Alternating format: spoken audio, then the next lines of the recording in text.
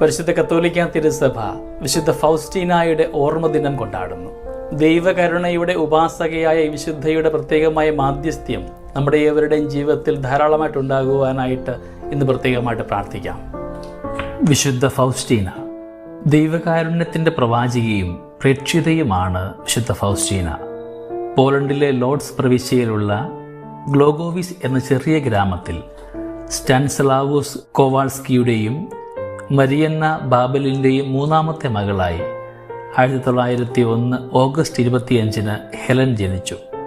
നല്ലവരായ മാതാപിതാക്കൾ ദരിദ്രരും വിദ്യാരഹിതരുമായിരുന്നെങ്കിലും ഉത്തമ മാതൃക നൽകി അവളെ ക്രൈസ്തവ ജീവിതത്തിൽ വളർത്തി. 5 വയസ്സുള്ളപ്പോൾ ദൈവമാതാവിൻ്റെ കരം പിടിച്ചുകൊണ്ട് സുന്ദരമായ ഒരു പൂന്തോട്ടത്തിലൂടെ നടക്കുന്ന ഒരു സ്വപ്നം അവൾക്കുണ്ടായി. പഠനത്തിൽ മിടുക്കിയായിരുന്നെങ്കിലും പോളണ്ടിൽ റഷ്യൻ അധിനിവേശം ഉണ്ടായതിനാൽ സ്കൂൾ പഠനം നിർത്തേണ്ടി വന്നു. 15 വയസ്സായപ്പോൾ ഉപജീവനത്തിന് തൻ്റെ മാതാപിതാക്കളെ സഹായിക്കുന്നതിന് വേണ്ടി ഹെലൻ ചില വീടുകളിൽ ജോലിക്ക് പോയി തുടങ്ങി. ഈ കാലയളവിൽ ഉള്ളിൽ നിന്ന് ഒരു സ്വരം നിരന്തരം തന്നോട് പറയുന്നതായി അവൾക്ക് അനുഭവപ്പെട്ടു. ലോകത്തെ ഉപേക്ഷിച്ച് മഠത്തിൽ ചേരുക. മാതാപിതാക്കളുടെ എതിർപ്പുകളെ മറികടന്ന് സന്യാസ ജീവിതത്തിൽ പ്രവേശിക്കുവാൻ അവൾ തീരുമാനിച്ചു. മറ്റൊന്നും ചിന്തിക്കാതെ ഒരു നാൾ തൻ്റെ ബാഗുമെടുത്ത് അവൾ വാഴ്സയിലേക്ക് പോയി.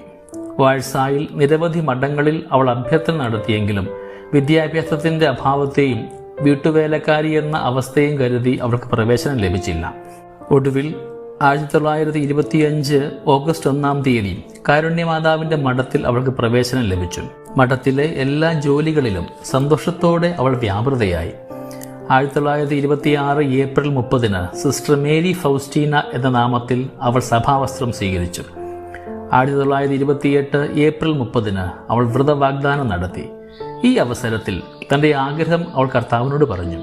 ഏറ്റവും അടുത്ത് ഇടപെടുന്നവർക്ക് പോലും മനസ്സിലാക്കുവാൻ പറ്റാത്ത ശക്തമായൊരു സ്നേഹത്താൽ നാഥനു വേണ്ടി സ്വയം ശൂന്യയായി തീരുവാനായിട്ട് ഞാൻ ആഗ്രഹിക്കുന്നു.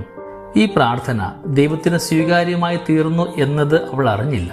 അവളെ മഠത്തിൽ അർത്തിനിയായി സ്വീകരിച്ച മദർ മൈക്കിൾ മൊറാസ്കവസ്ക സന്യാസസഭയുടെ ആ വർഷത്തിലേക്കുള്ള സുപ്പീരിയർ ജനറലായി തീർന്നു.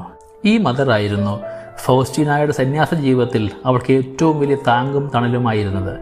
1931 ഫെബ്രുവരി 22 ഫൗസ്റ്റീനായ്ക്ക് മനുഷ്യകുലത്തോടുള്ള ദൈവകാരുണ്യത്തിൻ്റെ വെളിപാടുകളുടെ ആരംഭം തുടങ്ങിയത്.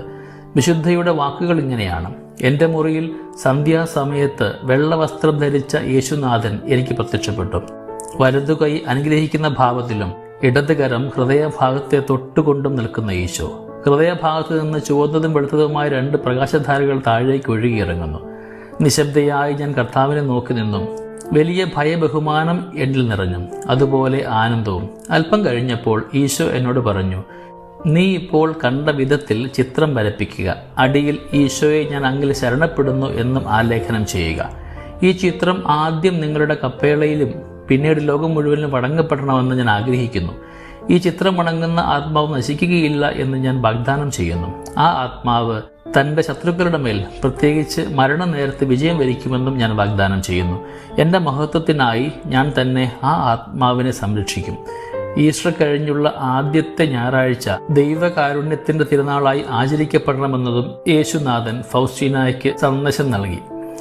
1933 മെയ് 1 നിത്യവ്രത വാഗ്ദാനം നടത്തിയ സിസ്റ്റർ ഫൗസ്റ്റീന ദൈവകാരുണ്യത്തിൻ്റെ പ്രവാചകയായി തീർന്നു.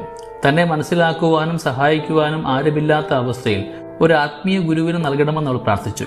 കർത്താവെ, അങ്ങ് തന്നെ എൻ്റെ ആത്മാവിനെ നയിച്ചാലും, കാരണം ഞാൻ എന്നിൽ തന്നെ ഒന്നുമല്ല. വിൽനിയൂസിലേക്ക് സ്ഥലമാറ്റം കിട്ടിയ ഫൗസ്റ്റീന ഫാദർ മൈക്കിൾ സൊപ്പാക്കയോട് യേശുവുമൊത്തുള്ള സംഭാഷണത്തെക്കുറിച്ച് വിശദമായി വിവരിച്ചു. അദ്ദേഹം ആവശ്യപ്പെട്ട മാനസികവും ആത്മീയവുമായ എല്ലാ പരീക്ഷണങ്ങളും അവൾ വിജയകരമായി പൂർത്തിയാക്കി. ആത്മീയ ഗുരു പരിചയപ്പെടുത്തിയ ചിത്രകാരനായ കസിമീറോവസ്കിക്ക് അവൾ വിശദാംശങ്ങൾ പറഞ്ഞുകൊടുത്ത് ദിവ്യകാരുണ്യത്തിൻ്റെ ഛായാചിത്രം വരച്ചെടുത്തു. 1935 സെപ്റ്റംബറിൽ യേശുനാഥൻ്റെ നിർദ്ദേശാനുസരണം ഫൗസ്റ്റീന കരുണക്കൊന്ന് തയ്യാറാക്കി. 1937 ആയപ്പോഴത്തേക്കും ദൈവകാരുണ്യത്തിൻ്റെ ചിത്രവും കരുണക്കൊന്തയും പ്രശസ്തമായി. ദിവ്യഗുരുവിൻ്റെ ആഗ്രഹമനുസരിച്ച് മറ്റുള്ളവരുടെ പാപപരിഹാരത്തിനായി അവൾ തൻ്റെ സഹനങ്ങളെ സമർപ്പിച്ചു. തന്നെ സമീപിക്കുന്നവർക്ക് അനുദിനം ദൈവകാരുണ്യത്തിന് സംവാഹകയായിക്കൊണ്ടും സഹജീവികളിലേക്ക് ആനന്ദവും സമാധാനവും പകർന്നുകൊണ്ടും ദൈവകാരുണ്യത്തെക്കുറിച്ച് രചനകൾ തയ്യാറാക്കി ഫൗസ്റ്റീന ലോകത്തെ കർത്താവിൻ്റെ ആഗമനത്തിനായി ഒരുക്കി. ദർശനങ്ങളുടെ ആധിക്യവും അനാരോഗ്യവും മൂലം ക്ഷീണിതയായ ഫൗസ്റ്റീന 1938 ഒക്ടോബർ 5 ദിവ്യനാഥന്റെ സന്നിധിയിലേക്ക് യാത്രയായി. പോളണ്ടിലെ ക്രോക്കാവിലുള്ള ദൈവകാരുണ്യത്തിന്റെ ബസിലിക്കയിൽ അവളുടെ കബറിടം സ്ഥിതി ചെയ്യുന്നു. പോളണ്ടിൽ നിന്ന് തന്നെയുള്ള വിശുദ്ധ ജോൺ പോൾ II മാർപ്പാപ്പ മഹാജൂബിലി വർഷത്തിൽ 2000 ഏപ്രിൽ 30 അവളെ വിശുദ്ധ പദവിയിലേക്ക് ഉയർത്തി. ദൈവകാരുണ്യ പ്രവാഹത്താൽ മനുഷ്യഹൃദയത്തെ വിമലീകരിച്ച് വിശുദ്ധമാക്കുവാൻ ദൈവം തിരഞ്ഞെടുത്ത കാരുണ്യത്തിന്റെ പ്രവാചികയാണ് വിശുദ്ധ ഫൗസ്റ്റീന. ദൈനംദിന ജീവിതത്തിൽ നാം ഒക്കെ അനുഭവിക്കുന്ന ദൈവകരുണ തിരിച്ചറിഞ്ഞു കൊണ്ടുപോകുവാനും നാം അനുഭവിച്ച കാരുണ്യമൊക്കെ നമ്മുടെ ജീവിതത്തിലൂടെ അപരരിലേക്ക് ചൊരിയുവാനായിട്ട് നമ്മളെ യോഗ്യരാക്കണമേ എന്ന് ഇന്ന് പ്രത്യേകമായിട്ട് പ്രാർത്ഥിക്കാം.